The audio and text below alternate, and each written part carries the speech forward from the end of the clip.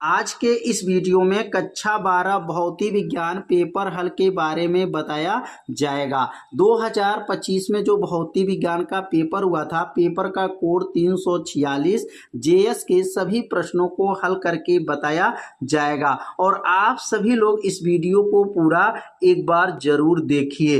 पिछले भाग के वीडियो में जो है प्रश्न नंबर 1 से लेकर के प्रश्न नंबर 4 तक के सभी प्रश्नों को हल करके वीडियो अपलोड कर दिया गया है। यदि उस भाग का वीडियो आप सभी लोग नहीं देखे होंगे तो डिस्क्रिप्शन बॉक्स में उस वीडियो का लिंक दे दिया गया है, वहां से जाकर के वीडियो को देख सकते हैं। इस भाग में प्रश्न नंबर 5 से लेकर के आगे के सभी प्रश्नों को हल करके बताया जाएगा। तो आप सभी लोग इस वीडियो को एक बार पूरा जरूर देखिए। तो प्रश्न नंबर 5 क्या है, तो ट्रांसफार्मर का सिद्धांत क्या है। ट्रांसफार्मर का सिद्धांत आपको बताना है और ऊंचाई ट्रांसफार्मर का परिपथ चित्र बनाकर उसकी कार्य विधि को समझाइए। तो यहाँ पर सबसे पहले क्या लिखेंगे, यहाँ पर ट्रांसफार्मर का सिद्धांत क्या है। तो यहाँ पर नोट कर लेंगे कि जो ट्रांसफार्मर होते हैं वह अन्योन्य प्रेरण के सिद्धांत पे कार्य करता है। ट्रांसफार्मर किस सिद्धांत पे कार्य करता है, तो लिखेंगे ट्रांसफार्मर अन्योन्य प्रेरण के सिद्धांत पे कार्य करता है।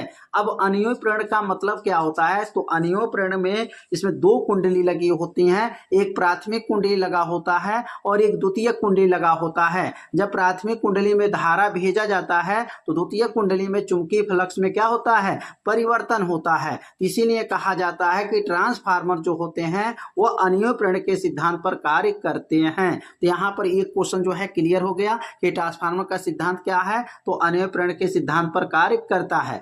अब यहाँ पर ऊंचाई ट्रांसफार्मर का परिपथ चित्र बनाना है और उसकी कार्यविधि को समझाना है। तो ऊंचाई ट्रांसफार्मर के बारे में पहले समझेंगे कि ऊंचाई ट्रांसफार्मर मतलब होता क्या है। तो ऊंचाई एक अपचाई ट्रांसफार्मर होता है। ट्रांसफार्मर कितने प्रकार के होते हैं, तो ट्रांसफार्मर दो प्रकार के होते हैं, एक ऊंचाई होता है, एक अपचाई होता है। तो ऊंचाई जो ट्रांसफार्मर होते हैं उसमें दो कुंडली लगा होता है, एक प्राथमिक कुंडली लगा होता है, एक द्वितीय कुंडली लगा होता है। जो प्राथमिक कुंडली होता है उसमें फेरों की जो संख्या है, यहाँ पर देखिए फेरों की संख्या बना हुआ है 1 2 3 4 4 बनाए आप, 1 2 3 4 5 6 7, बहुत ज्यादा फेरा है। तो इसमें फेरों की संख्या कम है और इसमें फेरों की संख्या क्या है, ज्यादा है। इसका अर्थ यह हुआ कि ऊंचाई जो ट्रांसफार्मर के जो प्राथमिक कुंडली होती हैं, तो प्राथमिक कुंडली में जो फेरों की जो संख्या होती हैं वह कम होती हैं। तो प्राथमिक कुंडली में फेरों की संख्या कम होती है और द्वितीय कुंडली में जो फेरों की संख्या क्या होती हैं, अधिक होती हैं। तो ऊंचाई ट्रांसफार्मर का ये चित्र आप लोगों को समझ में आ गया होगा कि इसमें बताया गया कि प्राथमिक कुंडली को निवेश बोला जाता है और द्वितीय कुंडली को निर्गत बोला जाता है।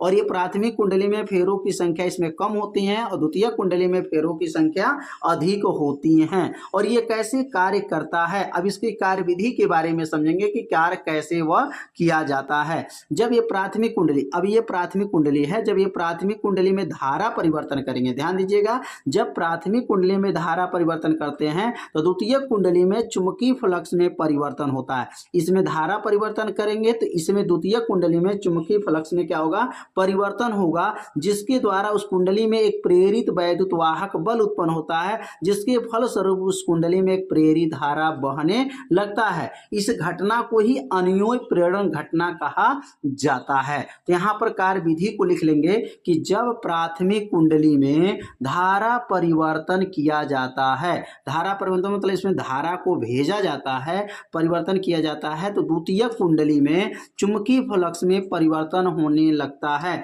जिससे कुंडली में प्रेरित वैद्युत वाहक बल उत्पन्न हो जाता है। अब देखिए इसमें जब धारा परिवर्तन करेंगे तो इसमें चुंबकीय फ्लक्स में परिवर्तन हो जाता है, जिसके द्वारा जो है उस कुंडली में एक प्रेरित वैद्युत वाहक बल उत्पन्न होता है और जिसके फलस्वरूप उस कुंडली में एक प्रेरित धारा बहने लगती है। इस घटना को ही क्या कहते हैं, अन्योन्य प्रेरण कहा जाता है। तो ये कार्य विधि समझ में आ गया होगा कि यदि प्राथमिक कुंडली में प्रथम कुंडली में धारा को भेजा जाता है तो द्वितीय कुंडली में चुंबकीय फ्लक्स में परिवर्तन होता है, जिसके द्वारा उस कुंडली में प्रेरित वैद्युत वाहक बल उत्पन्न होता है और जिसके द्वारा उस कुंडली में जो है धारा बहने लगता है। इस घटना को क्या कहा जाता है, अन्योन्य प्रेरण कहा जाता है। तो कार्यविधि समझ में आ गया होगा। अब अगला जो प्रश्न दिया गया है, समांतर प्लेट संधारित्र की धारिता पर क्या प्रभाव पड़ता है। जब प्लेटों के बीच की दूरी दुगुनी कर दी जाए। अब देखिए यहाँ पर समांतर प्लेट जो संधारित होता है उसके धारिता पर क्या प्रभाव पड़ेगा, लेकिन पहली जो शर्त दिया गया है कि प्लेटों के बीच की दूरी दुगुनी कर दिया जाए, प्लेटों के क्षेत्रफल आधा कर दिया जाए, प्लेटों के बीच पारा वैद्युत माध्यम भर दिया जाए। तो ध्यान देंगे यहाँ पर जो समांतर प्लेट जो संधारित होता है उसके धारिता को प्रभावित करने वाले कारक मुख्य 3 हैं। तो जो पहला कारक यहाँ पर पूछा गया है, प्लेटों के बीच की दूरी दुगुनी कर दिया जाए। तो यहाँ पर जो पहला कारक है, जो धारिता होता है प्लेटों के बीच की दूरी के क्या होता है, व्युत्क्रमानुपाती होता है। यह संधारित की धारिता प्लेटों के बीच की दूरी के क्या होता है, व्युत्क्रमानुपाती होता है। अगर दूरी दुगुना कर दिया गया तो दूरी जब दुगुना होगा तो 1/2, ऊपर 1 हो जाएगा नीचे 2, दूरी दुगुना हो गया 2 लिखेंगे। तो जब 2 लिखेंगे तो 2 को क्या पढ़ेंगे, अब 1/2 पढ़ेंगे तो जब 1/2 को क्या बोला जाएगा, आधा हो जाता है। तो क्या लिखेंगे, प्लेटों के बीच दूरी दुगुना करने पर संधारित की जो धारिता है पहले से क्या हो जाएगा, आधी हो जाता है। आधी मतलब आधा हो जाएगा। कैसे आधा होगा, क्योंकि डी का मान 2 रखेंगे और यहाँ पे सूत्र क्या है इसका है, सी व्युत्क्रमानुपाती 1/d होता है और डी का मान यहाँ बटा में है और यहाँ डी का मान अगर 2 रखेंगे तो वह बन जाएगा 1/2 बन जाएगा और 1/2 को क्या बोला जाता है, आधा बोला जाता है। तो यहाँ लिखेंगे प्लेटों के बीच की दूरी दुगुना करने पर संधारित की धारिता पहले से क्या हो जाएगा, आधा हो जाता है। तो उम्मीद करते हैं इस सूत्र से आपको समझ में आ गया होगा कि दूरी दुगुना करेंगे तो संधारित की धारिता आधा हो जाएगा। क्यों आधा होगा, क्योंकि वह 1/2 बनेगा और 1/2 को आधा कहा जाता है। और दूसरा जो सूत्र होता है, संधारित की धारिता जो होता है वह क्षेत्रफल के क्या होता है, अनकर्मानुपाती होता है। तो अगर ये दुगुना होगा तो भी दुगुना होगा, ये आधा होगा तो भी आधा होगा, क्योंकि ये अनकर्मानुपाती है। ये पहले ऊपर क्या था, ये व्युत्क्रमानुपाती था, ये अनकर्मानुपाती है। तो प्लेटों के बीच की दूरी आधा करने पर, अब यहाँ आधा करेंगे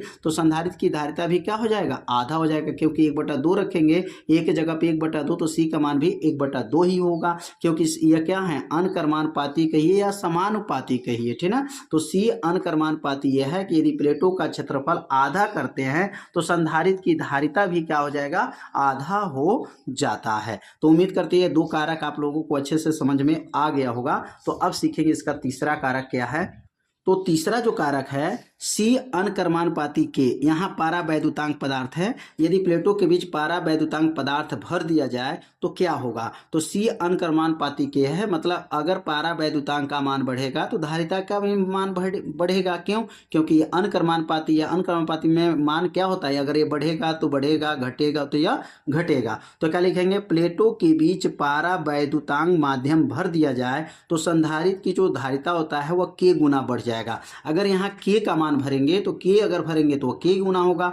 जैसे यहाँ पर अगर मान लीजिए k का मान 2 गुना है तो c का मान भी 2 गुना होगा। k का मान 3 गुना है तो यहाँ पर c का मान 3 गुना हो जाएगा। तो समझ में आ गया होगा कि प्लेटों के बीच पारा वैद्युतांक माध्यम भर दिया जाता है तो संधारित की धारिता कितना गुना हो जाए, k गुना बढ़ जाएगा।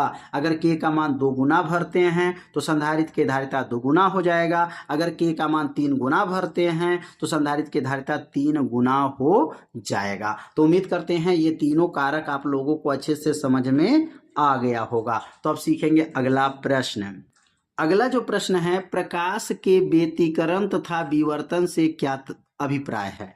व्यतिकरण के आवश्यक शर्तें लिखिए। अब प्रकाश का व्यतिकरण की आपको परिभाषा पूछा गया है और विवर्तन का परिभाषा पूछा गया है और व्यतिकरण के आवश्यक जो है शर्तें भी आपको लिखना है। इसमें 3 प्रश्न दिया गया है। तो सबसे पहले आप क्या करेंगे, प्रकाश का व्यतिकरण जो है आपको हेडिंग नोट करेंगे और उसका परिभाषा को समझेंगे। बहुत आसान परिभाषा है। जब किसी माध्यम में समान आवृत्ति के 2 तरंगे एक साथ एक ही दिशा में चलती है। अब ध्यान दीजिएगा, समान माध्यम में है और समान आवृत्ति के 2 तरंग है और 2 तरंग एक ही दिशा में अगर चलता है तो कुछ बिंदुओं पर, अगर उसकी कुछ बिंदुओं पर प्रगामी तरंग की तीव्रता बहुत अधिक हो जाती है तथा कुछ बिंदुओं पर तीव्रता कम हो जाती है, कुछ बिंदुओं पर शून्य हो जाती हैं, इसी घटना को प्रकाश का क्या कहते हैं, व्यतिकरण कहा जाता है। व्यतिकरण की परिभाषा बहुत आसान है। जब किसी माध्यम में समान आवृत्ति के दो तरंगे एक साथ एक ही दिशा में चलती हैं तो कुछ बिंदुओं पर प्रगामी तरंग की तीव्रता अधिक होती है तथा कुछ बिंदुओं पर कम होती हैं तथा कुछ बिंदुओं पर क्या होती हैं, शून्य होती हैं। इस घटना को प्रकाश का व्यतिकरण कहते हैं। तो व्यतिकरण की परिभाषा को 2 बार पढ़िए, आपको परिभाषा क्या होगा, याद हो जाएगा। बहुत आसान परिभाषा है। अब यहाँ पर प्रकाश का विवर्तन समझेंगे कि प्रकाश का विवर्तन का मतलब क्या है। जैसे यहाँ पर कोई एक अवरोध लगा दिया गया है रोकने वाला, और यहाँ पर भी एक अवरोध लगा दिया गया है रोकने वाला प्रकाश। अगर यहाँ से टार्च को जलाते हैं तो ये प्रकाश किरणें जब आएगा तो इधर से आपको निकल जाएगा, नीचे की तरफ निकल जाएगा, ऊपर आपको प्रकाश किरणें नहीं जाएगा क्योंकि ऊपर और नीचे क्या लगा हुआ है, अवरोध लगा है। और यहाँ पर जो चमकीला प्रकाश होगा और ऊपर छाया हो जाएगा, यहाँ पर छाया होगा। तो इसकी परिभाषा अगर कैसे लिखेंगे तो लिखेंगे प्रकाश तरंगों का किसी अवरोध या छिद्र तीक्ष्ण किनारों से टकराकर अपने मार्ग से मुड़ने की घटना प्रकाश का विवर्तन कहते हैं। अब यहाँ पर जो है देखेंगे, यहीं तक आपको लगा है, यहाँ तक जो है अवरोध लगाया गया, बीच में अवरोध नहीं लगा गया, ये थोड़ा सा जो है गलती हो गया था। तो याद रखिएगा अवरोध जो है यहीं तक लगा है और यहाँ तक अवरोध नीचे लगा है। ये प्रकाश किने जाएगा तो ये अवरोध से होते हुए निकल जाए, क्योंकि ये स्थान पूरा क्या है, खाली है। तो ये प्रकाश किने जाएगा तो ये आपका मुड़ करके प्रकाश जाएगा और कौन क्षेत्र बनेगा, चमकीला क्षेत्र। तो क्या बनेगा, प्रकाश तरंगों का किसी अवरोध या छिद्र के तीक्ष्ण किनारों से टकराकर अपने मार्ग से मुड़ने की घटना प्रकाश का विवर्तन कहते हैं। तो प्रकाश का विवर्तन समझ में आ गया होगा कि प्रकाश का विवर्तन की परिभाषा क्या है। अब व्यतिकरण के जो है आवश्यक शर्त क्या है, व्यतिकरण के आवश्यक शर्त को समझ लेते हैं कि इसमें आवश्यक शर्त क्या होना चाहिए। तो पहला आवश्यक शर्त क्या होता है, दोनों स्रोतों की जो आयाम होता है वो आपस में बराबर होनी चाहिए। व्यतिकरण के जो दो स्रोत हैं उसमें जो आयाम होते हैं वो आपस में क्या होनी चाहिए, बराबर होनी चाहिए। दोनों स्रोतों की जो तरंग दैर्ध्य है वो आपस में बराबर होनी चाहिए। और तीसरा जो इसका जो है आवश्यक शर्त जो है, दोनों स्रोतों की आवृत्ति बराबर होनी चाहिए। तो पहला स्रोत क्या है, दोनों स्रोतों का आयाम आपस में बराबर होनी चाहिए, दोनों स्रोतों की तरंगदैर्ध्य आपस में बराबर होनी चाहिए, दोनों स्रोतों की आवृत्ति क्या होनी चाहिए, बराबर होनी चाहिए। तो ये 3 शर्त जो है आपको बताया गया, तीनों शर्त बहुत ही क्या है, आसान है। दोनों स्रोत का आयाम बराबर, दोनों स्रोतों का तरंगदैर्ध्य बराबर, दोनों स्रोतों का आवृत्ति बराबर होना चाहिए। तो व्यतिकरण के कितने आवश्यक शर्त हैं, तो व्यतिकरण के यहाँ पर 3 आवश्यक शर्त को बताया गया। अब अगला प्रश्न के बारे में समझेंगे कि अगला प्रश्न क्या है। अगला प्रश्न दिया गया कि बहिष्टोन सेतु के संतुलन अवस्था में उनकी भुजाओं के प्रतिरोधों में संबंध स्थापित कीजिए। तो यहाँ पर बहिष्टोन सेतु का संतुलन अवस्था में उसके भुजाओं का प्रतिरोधों में संबंध स्थापित करने को कहा गया है। तो यहाँ बहिष्टोन सेतु का नियम लागू करेंगे, बहिष्टोन सेतु का सूत्र का निगमन करना है। तो निगमन एक एक लाइन को जो है आप लोग अच्छे से समझिएगा, एक एक लाइन जो है आपको निगमन समझाएंगे और आप लोग एक एक लाइन जो है निगमन को समझ के अपने कॉपी में चाहे इसे नोट भी करते चलिए। तो पहले हम लोग चित्र के बारे में समझेंगे। यह जो चित्र बना है इसमें 4 प्रतिरोध लगा है और ये 4 प्रतिरोध को किस क्रम में जोड़ा गया है, तो 4 प्रतिरोध को श्रेणी क्रम में जोड़ा गया है और इसमें एक धारा मापी लगाया गया है और एक सेल लगाया गया है और यहाँ पे कुंजी K1 है और ये कुंजी जो है K2 है। जब दोनों इसमें सटेगा तो इसके अंदर जो है धारा प्रवाहित होने लगेगा। तो इसने यहाँ पे कुंजी लगा है ऑन ऑफ करने के लिए। तो इस परिपथ को पहले आप सभी विद्यार्थी शॉर्ट स्क्रीन ले लीजिए या अपने रफ पे अपने कॉपी में इसको खींच लीजिए। और यहाँ जो चित्र बना है इसमें थोड़ा सा आपको ध्यान देंगे कि इसमें प्रतिरोध का नाम क्या है, कितने प्रतिरोध हैं, कितने सेल हैं। यहाँ लिखना चाहें तो लिख सकते हैं कि माना इसमें 4 प्रतिरोध हैं, एक सेल है, एक धारा मापी है। 4 प्रतिरोध का नाम क्या है, PQRS है। तो यहाँ पर बहने वाली धारा को ध्यान देंगे,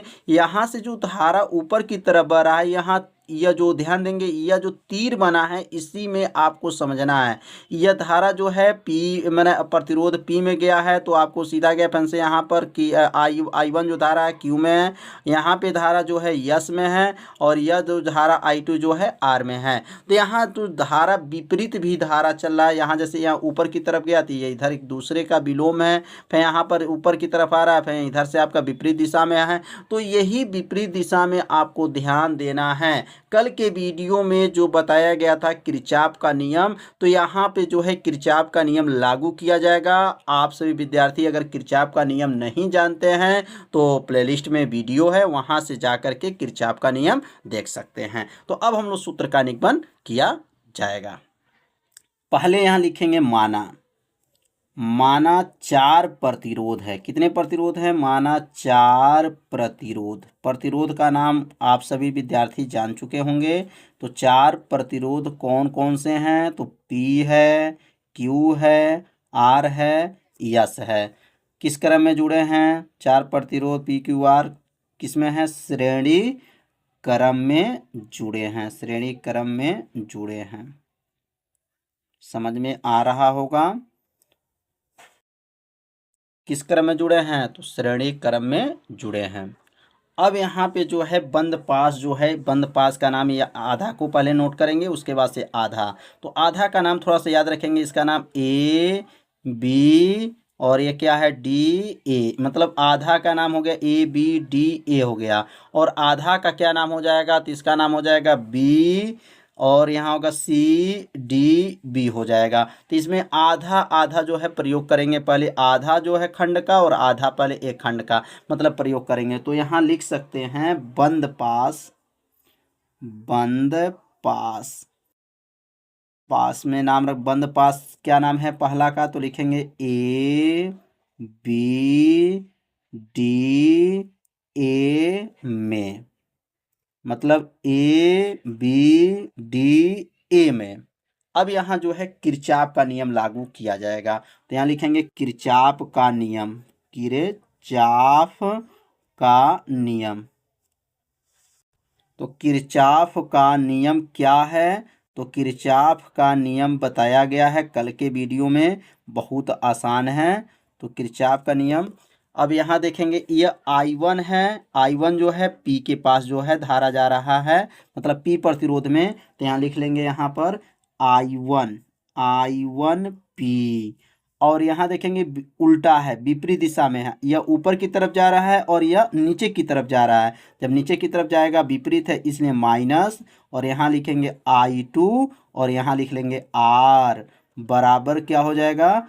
0। बराबर क्या हो गया? 0, क्योंकि किरचॉफ के नियम में कल बताया गया था। तो यह क्या हो जाएगा? I1 P, मतलब यहाँ I1 P और माइनस क्या हो जाएगा? I2 R हो जाएगा। ये माइनस है, अगर इसको पक्षांतर कर दें तो क्या बन जाएगा? I1 P बराबर हो जाएगा और I2 जो है R।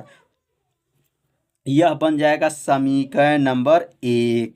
तो समीकरण 1 आप सभी विद्यार्थी समझ लिए होंगे किस नियम से लागू किया गया है? तो किरचॉफ के नियम से लागू किया गया है। बस थोड़ा सा आपको ध्यान देंगे, यह धारा जो है आपको P के पास जा रहा है और यह धारा जो है विपरीत दिशा में है, इसलिए क्या हो जाएगा? माइनस हो जाएगा। तो I1 P minus I2 R बराबर 0। यह माइनस है, पक्षांतर कर देंगे तो प्लस हो जाएगा। बन गया समीकरण नंबर 1। अब जो है बंद पास, अब आधा जो हमारा प्रयोग हो चुका है, अब आधा और जो है बंद पास का प्रयोग करेंगे। तो अब यहाँ लिखेंगे बंद पास। अब बंद पास का नाम क्या है? तो बंद पास जो है इसका नाम होगा B, C और क्या होगा? D, B। तो यहाँ लिखेंगे B, C, D, B में। अब यहाँ पर भी जो है किरचॉफ का नियम लागू होगा। तो यहाँ लिखेंगे किरचॉफ का नियम। तो किरचॉफ का नियम जो है कल के वीडियो में बताया गया है, बहुत आसान नियम है किरचॉफ का नियम। अब यहाँ जो नियम क्या बनेगा? अब देखेंगे यह जो है I1, यह I1 Q है, मतलब यह I1 Q हो जाएगा। और यहाँ देखिए धारा जो है विपरीत है, यह चिन्ह को ध्यान देना है। चिन्ह जो ध्यान देंगे, यह इधर की तरफ आ रहा है और यह इधर की तरफ है। तो यहाँ क्या लिखेंगे? तो यहाँ लिखेंगे I1 Q माइनस I2 क्या होगा यस बराबर क्या हो गया 0 हो गया। अब यहाँ जो है माइनस जो चिन्ह है उसको क्या कर लेंगे पक्षांतर कर लेंगे। जब पक्षांतर करेंगे तो क्या बनेगा I1Q बराबर हो जाएगा I2 यस हो जाएगा। अब यह बन गया समीकरण नंबर 2। समीकरण 1 और समीकरण 2 आप लोग को अच्छे से समझ में आ गया होगा। बहुत ही आसान है, बस थोड़ा सा आपको ध्यान देना है। अब क्या करेंगे समीकरण 1 में समीकरण 2 से भाग कर देंगे, तो यहाँ नीचे लिख देंगे समीकरण 1 भागा समीकरण 2 से, मतलब दोनों में जो है समीकरण 1 और समीकरण 2 से क्या कर देंगे भाग कर देंगे, समीकरण 2 से कर लेंगे। तो भाग कैसे दिया जाएगा, तो समीकरण 1 क्या है, तो समीकरण 1 क्या है I1P था और बटा में क्या हो जाएगा यह जो हो जाएगा I1Q हो जाएगा बराबर हो जाएगा, और यहाँ क्या होगा I2 जो है R हो जाएगा और यहाँ जो बनेगा I2 जो है यस हो जाएगा। तो यह दोनों समीकरण को क्या कर दिया है भाग कर दिया है। समीकरण 1 और समीकरण 2 को क्या किया गया भाग दे दिया गया। ऊपर वाला जो समीकरण 1 है और नीचे वाला समीकरण 2 है। अब यह I1 से I1 को I2 से I2 को काट देंगे।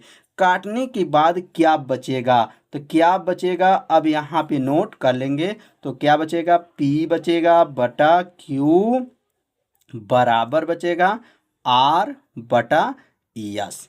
तो यह सूत्र कितना आसान है, किरचॉफ का नियम के सहायता से बहिस्टोन सेतु का सूत्र का निगमन हो गया। बस थोड़ा सा आपको ध्यान देना है, ये भी क्या ध्यान देना है धारा किस दिशा में जा रहा है, बस यही देखना है। आपका सूत्र का निगमन अच्छे से समझ में आ गया होगा। यदि आपको सूत्र का निगमन समझ में नहीं आया होगा तो वीडियो को एक बार और देखिएगा, जिससे आपको अच्छे से समझ में आ जाएगा। तो अगला जो प्रश्न है, एक ही धातु के 3 तारों की लंबाइयों का अनुपात 3:2:1 है तथा द्रव्यमानों का अनुपात 1:2:3 है। इन तारों के प्रतिरोधों का अनुपात ज्ञात कीजिए। तो यहाँ पर सबसे पहले ध्यान देंगे, सवाल बहुत आसान है, देखने में लग रहा है कि आपको कठिन लग रहा है, बहुत ही आसान सवाल है। यहाँ पर क्या क्या दिया गया है, पहले लंबाई का अनुपात दिया गया L1 L2 L3, मतलब पहला लंबाई दूसरा लंबाई तीसरा लंबाई का अनुपात क्या है 3:2:1 है। तो 3:2:1 हो जाएगा। और द्रव्यमानों का अनुपात M1 M2 M3 का अनुपात क्या दिया गया 1:2:3 है। तो 1:2:3 है। और प्रतिरोधों का अनुपात पूछा जा रहा है, मतलब R1:R2:R3 प्रश्नवाचक चिन्ह पूछा जा रहा है। तो सबसे पहले यहाँ पर प्रतिरोध का सूत्र क्या होता है, तो प्रतिरोध का सूत्र होता है R बराबर ρL/A। अब यहाँ ए नहीं चाहिए, यहाँ पर ऐसा काम करना है कि द्रव्यमान बनना चाहिए। लंबाई तो बन चुका है लेकिन यहाँ द्रव्यमान होना चाहिए। तो जब तक यहाँ द्रव्यमान नहीं बनेगा तब तक आपका क्वेश्चन हल नहीं कर पाएंगे और आंसर नहीं आएगा। तो द्रव्यमान लाने के लिए हमको काम करना पड़ेगा। अब इसको लंबाई जो क्षेत्रफल है, अब इसको पहले हम लोग आयतन में बदलेंगे, और आयतन जब बदल जाएगा तब यहाँ पर जो बदलेंगे तो द्रव्यमान के पदों में बदलेंगे। तो यहाँ पर आयतन कैसे आएगा, देखिए क्षेत्रफल है, अगर हम इसको आयतन बनाना है तो लंबाई से गुणा कर दें तो क्षेत्रफल गुणे लंबाई, तो क्षेत्रफल गुणे लंबाई किसका सूत्र है, तो आयतन का सूत्र बन जाएगा। तो अगला लाइन जो बनेगा R बराबर ρL था और A था, और यल से ऊपर नीचे गुणा कर दिए। अंश और हर में जो है यल से गुणा कर लीजिए। अब क्यों यल से ऊपर नीचे गुणा किया गया, अभी अगर ये यल से नहीं गुणा करेंगे तो यल से जब गुणा नहीं होगा तो यह बनेगा नहीं आयतन। आयतन बनाने के लिए यहाँ पर लंबाई से गुणा करना पड़ा। अब यल ये बन गया, आयतन का सूत्र हो जाएगा। और यल का जो है गुणा यल में करेंगे तो क्या बनेगा R बराबर ρL का स्क्वायर, क्योंकि यल में यल का गुणा करेंगे तो यल स्क्वायर, और ये बन गया AL आपका उतर गया। अब AL किसका सूत्र है, तो यहाँ पर लिख सकते हैं आयतन का सूत्र क्या होता है क्षेत्रफल गुणे लंबाई होता है। और आयतन को V से दिखाते हैं, क्षेत्रफल को A से दिखाते हैं और लंबाई को L से दिखाते हैं। अब AL हट जाएगा और AL के जगह पर क्या रख सकते हैं V लिख सकते हैं। और V का नाम क्या है, तो V का नाम आयतन है। तो यहाँ AL को हटा दीजिए। अब AL क्या बन चुका, आयतन बन चुका। L से ऊपर नीचे गुणा करके आयतन बना लिए। अब यह बन गया आयतन आयतन, तब क्या बनेगा आर बराबर रो यल का स्क्वायर, रो यल का स्क्वायर और एल हट जाएगा और हट करके क्या बनेगा, यहाँ पर बनेगा भी। भी का नाम क्या है, तो आयतन है। हमको आयतन नहीं चाहिए, यहाँ द्रव्यमान चाहिए। अब यहाँ आयतन का सूत्र लिखिए। आयतन का सूत्र क्या होता है, द्रव्यमान बटा घनत्व होता है। क्या होता है, द्रव्यमान बटा घनत्व। किसका सूत्र है, आयतन का सूत्र होता है द्रव्यमान बटा घनत्व होता है। अब आयतन का प्रतीक क्या है, तो आयतन का प्रतीक भी होगा, द्रव्यमान का प्रतीक यम होगा, घनत्व का प्रतीक डी होगा।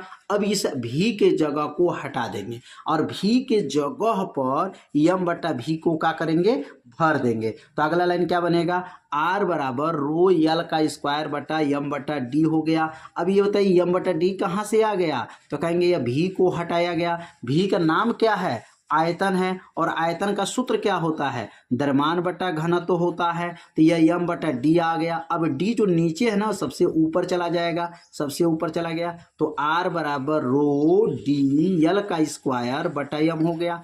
अब समझिए यहाँ फार्मूला बन गया। अब आर और यल के बीच में हमको चाहिए, आर यल और यम के बीच में चाहिए, तो आर यल का अनकर्मानुपाती होगा और यम का क्या बन जाएगा, व्युत्क्रमानुपाती हो जाएगा। तो आर अनकर्मानुपाती यल स्क्वायर बटे यम बनेगा। अब कहेंगे रो डी कहाँ गया, यह जो है आर यल और यम के पदों के अगर लेके चलेंगे तो यह अंश में है इसलिए अनकर्मानुपाती हो जाएगा, और यह हर में है इसलिए इसका कहेंगे व्युत्क्रमानुपाती हो जाएगा। तो आर अनकर्मानुपाती यल स्क्वायर बटा यम हो गया। उम्मीद करते हैं ये आपको समझ में आ रहा होगा। यदि नहीं समझ में आ रहा होगा तो एक बार वीडियो को और देखिएगा जिससे आपको अच्छे से समझ में आ जाएगा। अब यहीं से सूत्र बनाएंगे, R1 का, R2 का, R3 का सूत्र बन जाएगा। R1 का बनाएंगे तो L1 बटा M1, R2 का बनाएंगे तो L2 बटा M2, R3 का बनाएंगे तो L3 बटा M3 बन जाएगा। तो यहाँ पर सूत्र क्या बन जाएगा, तो यहाँ लिखेंगे सूत्र क्या बनेगा, R1 संबंधे R2 संबंधे R3 बराबर L1 का वर्ग बटा M1, L2 का वर्ग बटा M2 और L3 बटा M3 हो जाएगा। L1 का वर्ग बटा M1, L2 का वर्ग बटा M2, L3 का वर्ग बटा M3। अब इसमें मान भर दीजिए। अब L1 का मान यहाँ देखिए 3 है तो 3 का वर्ग हो गया, M1 के सामने 1 हो गया, L2 जो है 2 है तो 2 का वर्ग हो जाएगा, बटा में 2 हो जाएगा, और L3 का मान यहाँ पर 1 है, 1 का वर्ग हो जाएगा, और M3 का मान 3 हो जाएगा। यह मान रख दिया गया। अब 3 का वर्ग कितना होता है, 9 हो जाएगा, बटा में 1 हो गया, 2 का वर्ग 4 हो जाएगा, बटा में 2 हो जाएगा, 1 का वर्ग 1 हो गया, 3 उतर जाएगा। अब 2 से 4 कट जाएगा, 2 दूना 4, 2 एक 2, 2 बटा 1 हो जाएगा। और यहाँ पे देखेंगे 9 बटा 1, 2 बटा 1, 1 बटा 3। अब हर बराबर नहीं है, अब हर को बराबर करेंगे तो हर बराबर कैसे होगा, यहाँ से 3 से गुणा करिए, इसमें 3 से गुणा करिए, यहाँ पर 3 तो है ही है, तो 3 से गुणा करेंगे तो 3 से गुणा होगा तो 29 27 बटा 3, 3 से गुणा करेंगे 3 दूना 6 बटा 3, और यहाँ पर 3 तो है ही है, तो 3 3 3 बराबर हो गया। जब हर बराबर हो जाएगा तो इसका अनुपात क्या होगा, 3 3 खत्म हो जाएगा, ऊपर का अनुपात लिया जाएगा, क्या बनेगा 27 संबंधे 6 संबंधे 1। तो इसका आंसर क्या बनेगा, 27 संबंधे 6 संबंधे 1 बनेगा।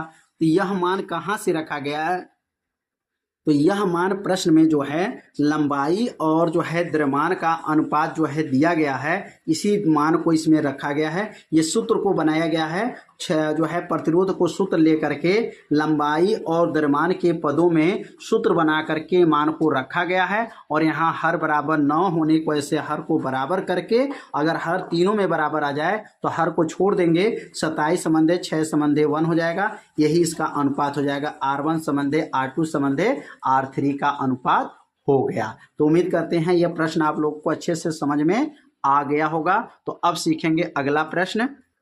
परस्पर संपर्क में रखे दो पतले लेंसों के संयोजन का फोकस दूरी के लिए सूत्र स्थापित कीजिए। यहाँ पर संपर्क में दो पतले लेंस को रखना है और संयोजन की जो फोकस दूरी है उस फोकस दूरी का सूत्र का निगमन करना है। तो एक एक लाइन सूत्र का निगमन बताया जाएगा, आप लोग एक एक लाइन अच्छे से सूत्र को निगमन समझिएगा।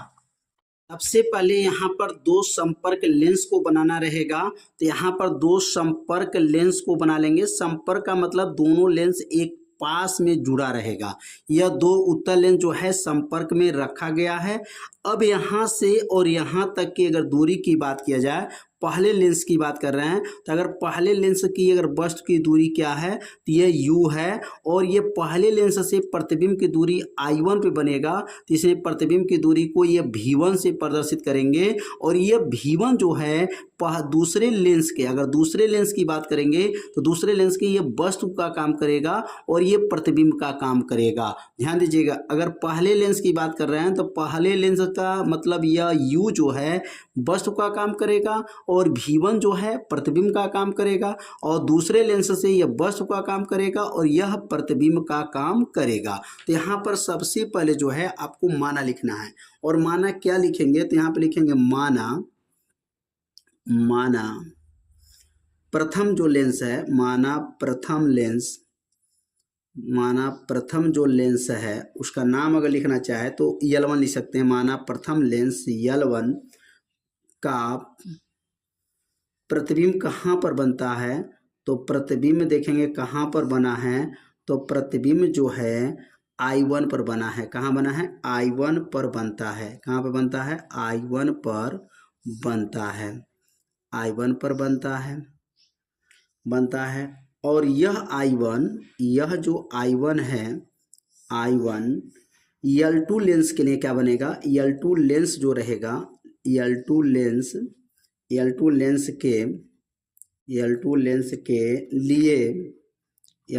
के लिए वस्तु का कार्य करता है। किसका कार्य करता है, वस्तु का कार्य करता है, वस्तु का कार्य करता है, वस्तु का कार्य करता है। और अंतिम प्रतिबिंब जो रहेगा, और अंतिम प्रतिबिंब कहाँ पे बनेगा, तो अंतिम जो प्रतिबिंब है वो I पर बनेगा। अंतिम प्रतिबिंब I पर बनता है। अब एक बार और समझ लेते हैं। यहाँ पर दो जो है संपर्क में लेंस रखा गया है, और ये वस्तु की दूरी, इसकी वस्तु की दूरी u है, लेकिन यह पहले लेंस की प्रतिबिंब दूरी क्या रहेगा, I1 पे जो है प्रतिबिंब बनेगा, और यह I1 दूसरे लेंस के लिए वस्तु का काम करेगा। ध्यान दीजिएगा, पहले लेंस के लिए अब प्रतिबिंब यहाँ बनेगा और दूसरे लेंस के लिए यही पर वस्तु का काम करेगा और प्रतिबिंब का काम यह करेगा। तो अगर हम लेंस की सूत्र की बात करें तो लेंस का सूत्र क्या होता है, तो यहाँ लिखेंगे लेंस का सूत्र होता है, लेंस का सूत्र पढ़े भी होंगे, नहीं पढ़े तो आपको सूत्र याद रखिएगा कि जो लेंस का सूत्र बना है 1/f बराबर होता है, 1/f बराबर 1/v माइनस 1/u होता है। इसको समीकरण नंबर क्या मान लेंगे, 1 मान लेंगे। यह सूत्र किसका है, लेंस का सूत्र होता है। अगर हम लोग L1 लेंस की बात करते हैं, L1 मतलब प्रथम लेंस, L1 प्रथम लेंस के लिए अगर बात करते हैं तो लिखेंगे यहाँ पर L1 प्रथम लेंस के लिए, L1 मतलब प्रथम लेंस जो है, प्रथम लेंस के लिए अगर बनाना चाहें तो क्या बनेगा, प्रथम लेंस के लिए, तो प्रथम लेंस के लिए अगर बनाते हैं तो सूत्र क्या बनेगा, तो यहाँ देखिए अगर प्रथम लेंस के लिए बनाते हैं तो यहाँ पर 1/f है, तो प्रथम लेंस की फोकस दूरी को f1 से प्रदर्शित करेंगे, तो क्या बनेगा 1/f1 हो जाएगा, बराबर हो जाएगा, और 1/ये v, तो v का काम कौन करेगा, तो प्रतिबिंब का काम, यह पहले लेंस की बात कर रहे हैं, ये प्रतिबिंब का काम करेगा और ये वस्तु का काम करेगा। तो यहाँ का बनेगा v1, यह प्रतिबिंब काम हो गया, माइनस 1/u, तो u की जगह पर u ही रहेगा, बन जाएगा समीकरण नंबर क्या बनेगा, समीकरण नंबर 2। अब इसी सूत्र में यहाँ पे रखा गया, यह f1 का मतलब प्रथम लेंस का फोकस हो गया, और 1/, ये प्रतिबिंब की दूरी हो गया, और यह वस्तु की दूरी हो गया। तो L1 प्रथम लेंस के लिए जो है समाप्त हो गया। अब इसी प्रकार अगर L2 मतलब L2 द्वितीय लेंस के लिए बात करते हैं तो यहाँ लिखेंगे L2 जो है, L2 दूसरी लेंस के लिए अगर बात करें तो दूसरी लेंस के लिए अगर बनाएंगे तो क्या बनेगा, तो लिखेंगे दूसरी लेंस के लिए, तो अब दूसरी लेंस के लिए अगर बनाएंगे तो जो 1/f1 है वह बन जाएगा 1/f2, 1 क्या बन जाएगा, 1/f2 हो जाएगा, बराबर हो जाएगा, और 1/ प्रतिबिंब, तो प्रतिबिंब की दूरी क्या है, अब देखिए ये वस्तु का काम करेगा, अब ये वस्तु का काम करेगा और ये प्रतिबिंब का काम करेगा, तो प्रतिबिंब का काम कौन करेगा, तो कहेंगे यहाँ पर v हो जाएगा, माइनस 1/u, तो u का मतलब क्या हो जाएगा, v1 हो जाएगा, v1 समीकरण नंबर क्या बन जाएगा, समीकरण नंबर बनेगा यह 3 हो जाएगा। ध्यान दीजिए, यहाँ पर समझना है, यहाँ पर प्रतिबिंब का, अगर द्वितीय लेंस की बात करेंगे तो ये वस्तु का काम करेगा और ये प्रतिबिंब का काम करेगा। प्रथम लेंस के लिए बात करेंगे तो ये वस्तु का कार्य करेगा और ये प्रतिबिंब का काम करेगा। तो यह आपको समझना बहुत जरूरी है कि कौन वस्तु का काम कर रहा है और कौन जो है प्रतिबिंब का काम कर रहा है। अब समीकरण 2 समीकरण 3 को क्या कर दीजिए, जोड़ दीजिए। अब यहाँ लिखेंगे समीकरण 3 और समीकरण जो है 2 और 3 को जोड़ेंगे, समीकरण 2 तथा समीकरण 3 को आपस में जोड़ दीजिए। तो समीकरण 2 तथा समीकरण 3 को जोड़ने पर, तीनों 2 और 3 को जब जोड़ेंगे तो क्या बनेगा, तो लिखेंगे यहाँ पर जोड़ने पर। आप जब जोड़ेंगे तो क्या बनेगा, 1/F1, 1 क्या बन जाएगा, 1/F1 प्लस 1/F2 बन जाएगा, बराबर हो जाएगा। और समीकरण 1 में क्या है, 1/V1 माइनस 1/U और प्लस यहाँ पर जाएगा 1/V माइनस 1/V1। यहाँ से लेकर यहाँ तक समीकरण 1 हो गया और यह बन गया समीकरण 2 हो गया। यह समीकरण 1 है, समीकरण 2, यहाँ ध्यान दीजिए 1 नहीं, मतलब समीकरण 2 और इस समीकरण 3, 2 और 3 को जोड़ना है। तो ये 2 और 3 जोड़ रहे हैं, यह 2 हो गया और ये 3 हो गया। अब ये 2 और 3 को जोड़ा गया तो जोड़ने पर जो कटने वाला है कट जाएगा, 1/V1 से 1/V1 कट जाएगा। कटने के बाद बचेगा क्या, तो बचेगा क्या, यहाँ पर 1/F1 बचेगा प्लस 1/F2 बचेगा बराबर, और यहाँ क्या बचेगा, 1/V माइनस 1/U बचेगा। और यहाँ पर देखेंगे 1/V माइनस 1/U ये किसका सूत्र है, तो यहाँ लिख देंगे समीकरण 1 से अगर क्या बनता है तो लिखेंगे समीकरण 1 से यहाँ मान बन गया। तो समीकरण 1 में ध्यान से देखेंगे तो समीकरण 1 यहाँ देख लीजिए क्या बना है, 1/F बराबर 1/V माइनस 1/U, ये बन गया समीकरण नंबर 1। अब 1/V माइनस 1/U को क्या करेंगे, हटा देंगे और यहाँ समीकरण नंबर 1 का मान रख लेंगे और यही जो है सूत्र का निगमन हो जाएगा, 1/F1 प्लस 1/F2 और बराबर क्या हो जाएगा, 1/F हो जाएगा। ये समीकरण नंबर 1 बन गया और यही संपर्क में जो है फोकस दूरी का सूत्र का निगमन हो गया। फोकस दूरी का सूत्र का निगमन क्या बनेगा, 1/F1 प्लस 1/F2 बराबर 1/F होता है। यह क्या है, संपर्क में रखे 2 पतले लेंस का फोकस दूरी का यह सूत्र का निगमन किया गया। तो उम्मीद करते हैं आपको प्रश्न नंबर 1 समीकरण नंबर 1, 2 और 3 जो समीकरण बनाया गया आप लोगों को समझ में आया गया होगा। यहाँ पर आपको ध्यान देना 2 और 3 को जोड़ना है और जोड़ने के बाद जो कट जाएगा तो बन जाएगा समीकरण नंबर 1 बन जाएगा और यही क्या बन जाएगा, संपर्क में रखे 2 पतले लेंसों का फोकस दूरी का सूत्र का निगमन हो गया। तो उम्मीद करते हैं प्रश्न आप लोगों को अच्छे से समझ में आ गया होगा। तो आज का ये प्रश्न कैसा लगा एक बार जरूर कमेंट कीजिएगा, वीडियो को लाइक कर दीजिएगा और चैनल पे दिया पहली बार आए होंगे तो चैनल को सब्सक्राइब जरूर कर लीजिएगा। तो आज का वीडियो में जो है इतना ही रहेगा। अब अगले भाग का जो प्रश्न का वीडियो यदि आपको देखना है तो डिस्क्रिप्शन बॉक्स को चेक कीजिए, वहां पर उस वीडियो का लिंक दे दिया गया है, वहां से जाकर के वीडियो को देख सकते हैं। तो मिलते हैं आप अगले भाग में, तब तक के लिए जय हिंद, जय भारत।